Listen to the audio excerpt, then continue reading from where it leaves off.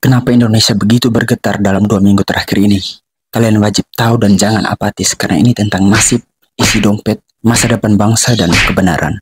Gejolak politik yang terjadi sebelum dan sesudah HUT Proklamasi ke-79 RI begitu menegangkan. Kita buat batasan dari 11 Agustus sampai hari pendaftaran pilkada ke KPU. Dan kita beri judul Detik-Detik Pilkada. So, teman-teman simak video ini sampai tuntas agar tidak salah paham. 11 Agustus, Erlangga Hartarto mendadak mundur dari Ketua Umum Golkar. Tidak ada yang tahu alasannya. Menyusul 12 Agustus, Yusuf Hamka mundur dari Partai Golkar. Katanya politik itu terlalu kasar baginya. Banyak spekulasi tentang badai yang menerpa partai berlambang pohon beringin ini, tapi belum ada informasi yang pasti. Publik masih dibikin bingung. Sejenak teka-teki yang membingungkan ini ditinggalkan karena kita menyambut kemerdekaan Republik Indonesia. Berbagai macam karnaval dan perlombaan memeriahkan upacara kemerdekaan ini. 19 Agustus, Kim Plus mendeklarasikan calon untuk Pilkada Jakarta. Ini adalah koalisi gemuk potensi melawan kota kosong atau calon boneka. Di saat yang sama terjadi reshuffle kabinet, Bahlil dilantik menjadi Menteri ESDM bersama beberapa menteri lainnya.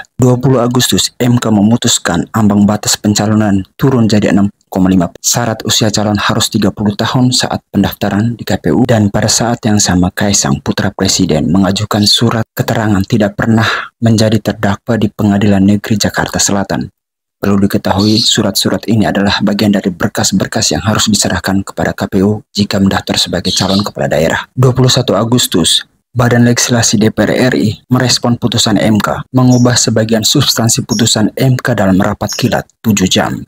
Dalam rapat ini, Kim Plus, yang isinya PKS, PAN, Demokrat, Gerindra, P3, Golkar, PKB, dan Nasdem, satu suara mendukung revisi Undang-Undang Pilkada, artinya berseberangan dengan putusan MK. Di hari yang sama, Golkar mengadakan Munas, Presiden hadir dengan kemeja kuning dan berpendapat bahwa di bawah pohon beringin beliau merasakan suasana yang teduh. Saat itu Bahlil terpilih menjadi Ketua Umum Golkar secara aklamasi dan dalam pidatonya ia menyinggung Raja Jawa. Katanya, kader Golkar harus hati-hati bersikap, jangan sampai memancing kemarahan Raja Jawa. Siapakah Raja Jawa itu? Istilah Raja Jawa tentu identik dengan kerajaan dan dinasti. Apakah ini yang sebenarnya hidup di alam bawah sadar rezim yang sedang menguasai negara demokrasi ini? Lanjut. 22 Agustus, rencana rapat paripurna pengesahan RUU Pilkada. Tagar peringatan darurat viral, DPR dikepung gelombang protes dan kemarahan masyarakat atas pembangkangan ini. RUU Pilkada batal disahkan.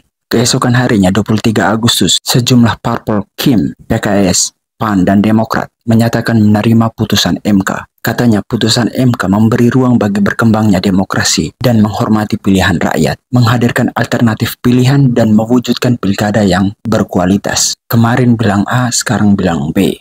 Di saat yang sama, terjadi perang tagar di medsos. Muncul tagar Indonesia baik-baik saja dan beberapa influencer dirujak netizen. 24 Agustus sampai 26 Agustus, KPU gelar rapat konsinyering tertutup dengan Komisi 2 DPR di hotel. Demonstran pengawal putusan MK masih mengawal rapat ini di depan hotel, memastikan agar peraturan KPU tidak mengangkangi putusan MK sebagaimana yang sempat dicoba dilakukan oleh para anggota dewan. Dan akhirnya 27 sampai 29 Agustus, KPU membuka pendaftaran bagi pasangan calon kepala daerah. Semuanya ini bisa dirangkum seperti ini. Hal-hal mengenai pemindahan kekuasaan dan pencalonan anak diselenggarakan dengan cara barbar dan dalam tempo yang sesingkat-singkatnya. Paham? Stay waras. Thank you.